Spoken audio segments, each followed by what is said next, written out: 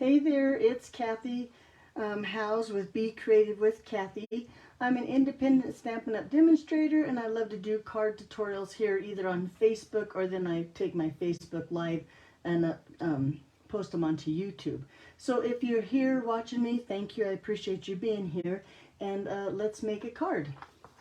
Before, though, I start to make the card, I want to show you I have a deal or an incentive in May that if you place an order at my online store, I'll send you a set of catalog tabs. Now the catalog tabs look like this. You just set them on your catalog according to the little color tabs here at the top in your catalog.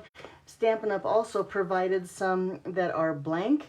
I just took a Sharpie marker and wrote adhesive on one, I wrote bling on the other, punches, and then I wrote die, so I can help to find those things in my catalog pretty quick too. But if you want a set of catalog tabs, all you have to do is place an order at my online store, and you can find that link below. Alrighty, let me show you the card that I'm going to make today. I have a meeting tonight. It's with my upline or something like that. It's a masculine swap, and so I thought masculine, the grassy grove, came to mind. Now this card, which I think is absolutely beautiful, that's what we're going to make. I need to give credit to CindyLeeBee. That's where I cased it from. I think I saw it on Pinterest or something like that. I couldn't find that she did a video, so I hope she doesn't mind that I do a video of her card, because I absolutely love it. But let's go ahead and let me show you what we're going to use. Like I said, we're going to use the Grassy Grove stamp set. Now this stamp set does have a coordinating dies. They look like this. I think they're wonderful too, but we're not going to use those today. It's just going to be stamping and some blending with the blending brushes. My colors or my cardstock sizes are really easy today, but as always, if you need the measurements, you can go to my blog, becreativewithkathy.com, and they're all on there. I do have here a balmy blue card base. It's 8.5 by 5.5, and I've scored it here at 4 1/4. So it's ready for a card base. I have a piece of early espresso. This is just your normal 5 1/4 by 4, and then I have two pieces of basic white. The inside is going to be 5 1/4 by 4, and then the front, which layers on my brown here, will be just your normal 5 inches by 3 3/4. Like I said, if you didn't get all of that, not to worry. It'll be on my blog. You can get it on there. Okay, I'm going to really make a mess today, so I have a piece of grid paper here so I don't ruin my desktop. And we're going to start with those two pieces of basic white. Now on the stamp set, let me put it into the screen here so you can see maybe over here. Yeah, that'll work. We're going to take this great big piece here. Now that's another thing with the Grassy Grove. This stamp is pretty big, so I actually had to place it onto an eye stamp, or eye block, I'm sorry. We don't use this block very often, but make sure that when you buy a stamp set, you have the blocks that will fit the stamps that you need. The stamps that you need, well, you know what I'm trying to say. I'm going to start with Mossy Meadow ink, and I'm going to ink up that great big image. And now I'm going to start with the smaller piece of white. So this is the 3 3/4 by 5, the front of our card. And I'm going to try to get it straight. It doesn't really matter. We don't have to be perfect. I'm going to stamp this toward the bottom, and see this weed, I guess we're going to call it here. I'm going to stamp him off. I don't want him on my card. So I'm going to stamp. When I say stamp off, he's going to be over here at the edge and miss my paper. I'm going to hold that, let that ink sink in nice. And look at that pretty image we have there. Now let's ink it up again. And these bigger stamps, I like to turn this way and then bring the ink to the stamp. I think it's just easier to make sure you get a good coverage on your image.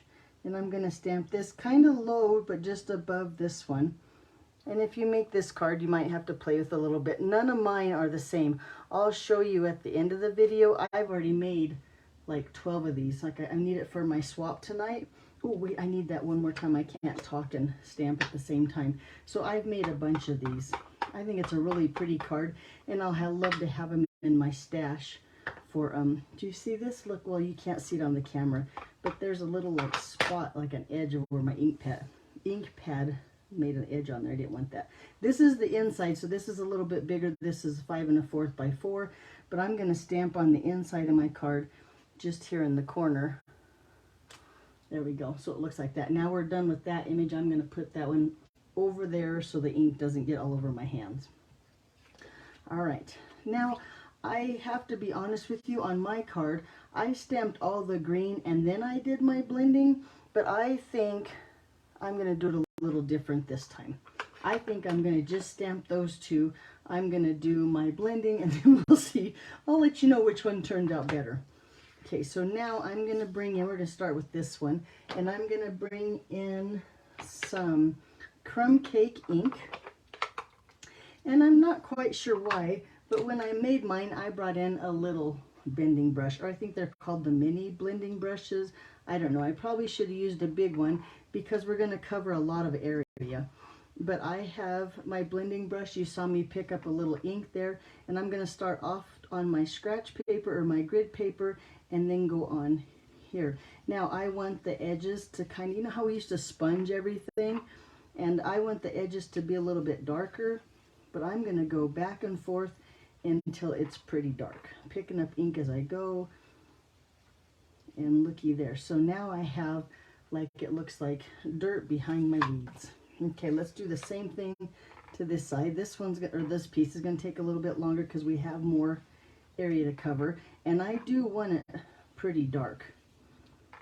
So I'm going to go over and over again and again, making sure that I get all of this pretty dark.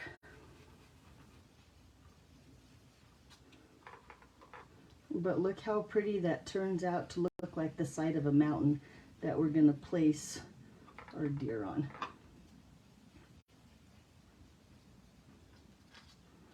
One more time. I think I'm going to get a little bit, especially right here where those two meet. And because we're doing like the ground, I don't think it has to be perfect. One place can be a little bit darker than the other, but I'm going to just take my time and get a nice color there. I think that looks pretty good. What do you think? Not too bad. If I need to later on, I can come back and add some more of that crumb cake. I couldn't think of my color, crumb cake. Next, now I'm going to use a little blending brush again, and I'm going to bring in that pumpkin pie ink. Now on here, I just want a little bit of orange on there. That's why I chose the smaller brush. I'm going to ink it up, and I'm going to turn my paper sideways. It's just easier for me. And I'm going to just take a little bit of orange along that edge of that green there. I'm going to try to stay as much as I can off the green, but just follow along the edge like that. And I want, there we go, the edges. So I'm going to start sometimes this edge and go this way, and sometimes this, so I can get those edges darker. And look how pretty now that is like that. Okay, then next I'm going to bring in some Daffodil Delight, just some yellow here. And this time I'm going to use a larger blending brush because I want to cover more area. So I'm going to pick up some ink there, and I'm going to turn it, I don't know, I guess it has to be sideways one way or the other. But now I'm going to put some ink along that orange and just kind of blend these two in together. And you know what, I think I like it better going this route. And again, sometimes I'm going to start this way, sometimes I'm going to start this way, but I'm going to kind of make that blend in, go over that orange too, so they blend in nicely. And look, there we go, how pretty that is now. Okay, and then last, of course not least, my last color is going to be that balmy blue. We need a blue sky, and I'm going to use a large blending brush again. Pick up that color. Now this, I want the edges to be a little bit dark, like they're sponge, kind of like I did down here. So I'm not going to start off the paper. I'm going to start right at the edge of my paper and get that darker. and then blend it in.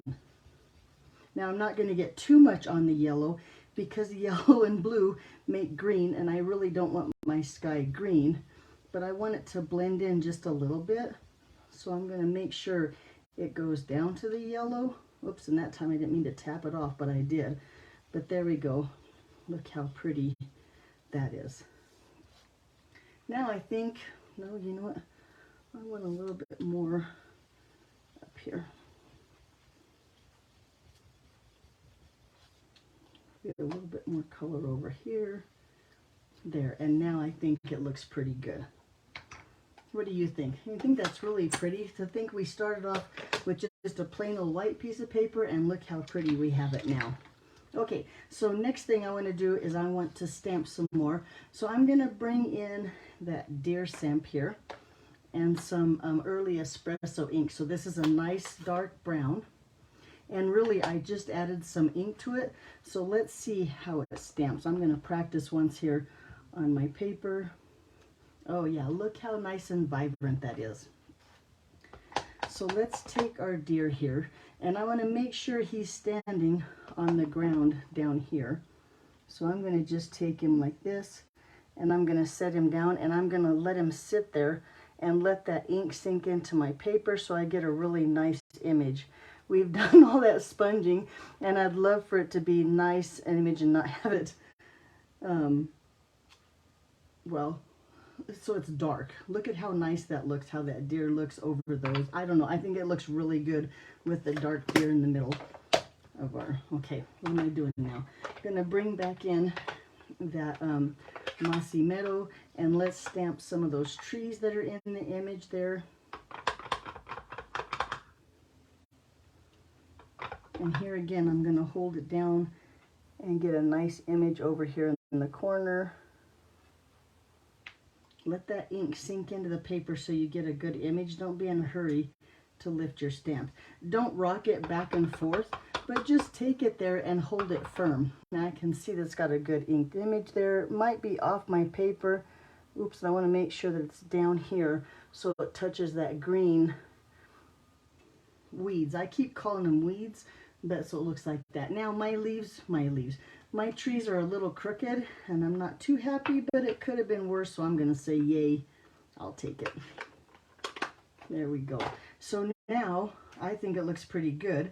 Oop, here we got to put some leaves or some trees over here on our inside piece.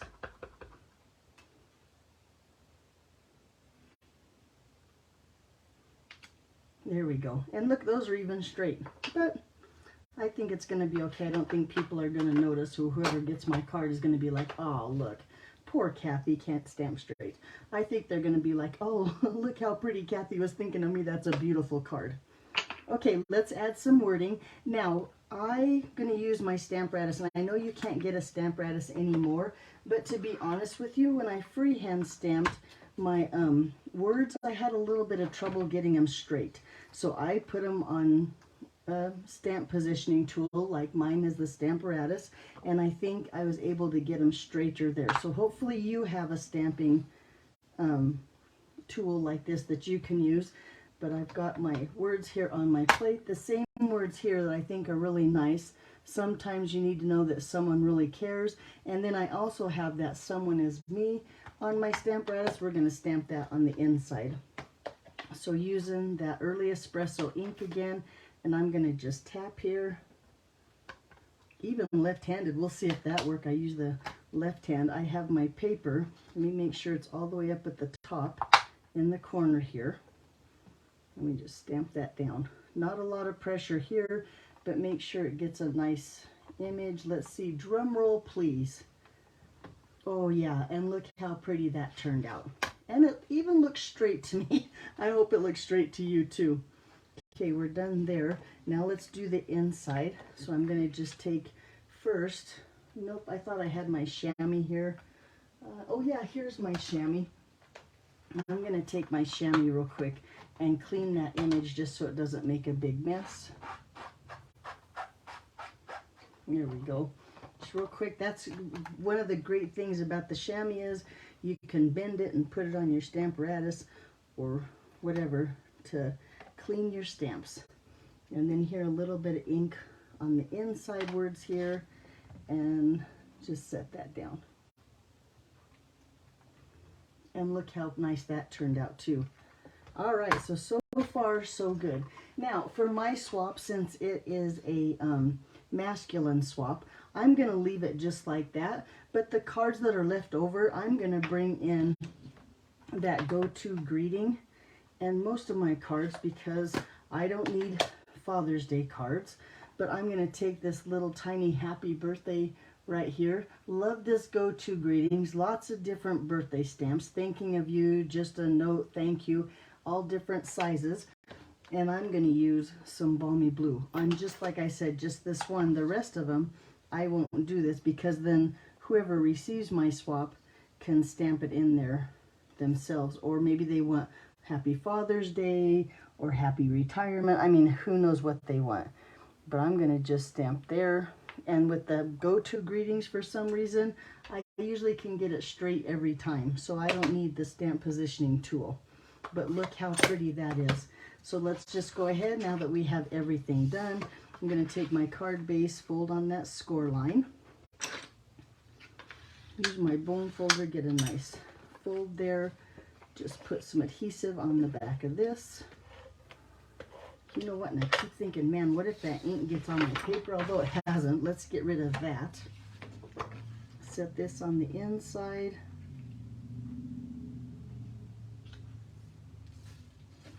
And then we'll layer my front here on that brown.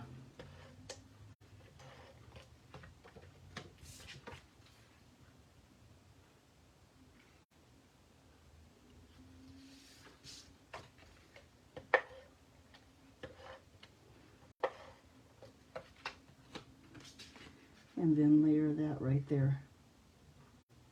And look how pretty that card is. There you go. So like I said, look at all these that I've made already. Getting ready to assemble all my cards for my swap tonight. It's a really fun time. I'm looking forward to it.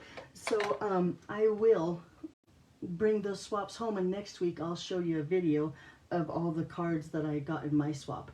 One thing before I want to leave you, now to clean my blending brushes, I usually take them to the sink.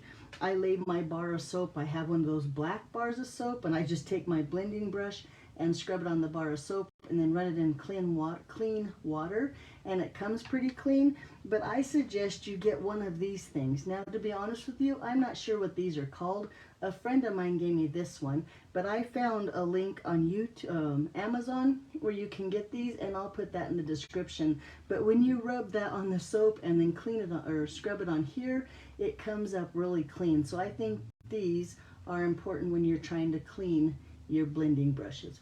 I think they these are for cleaning makeup brushes, but that's another way, or another little tip, if you want to clean your blending brushes, and you can use them over and over again. Alrighty, I've taken up enough of your time. I hope you like my card. I'll put a link down to CindyLeeBee's, so you can go check out her cards too. Thanks for watching, and I'll see you back here next week. Don't forget that if you want some tabs for your catalog, all you got to do is place an order at my online store, or you could place an order over at my blog. I did get all my ink pads and paper and stuff onto my store there on my blog. That's Be Creative with Kathy. All right, enough talking. Have a great week. I'll see you back here next Monday. Bye-bye.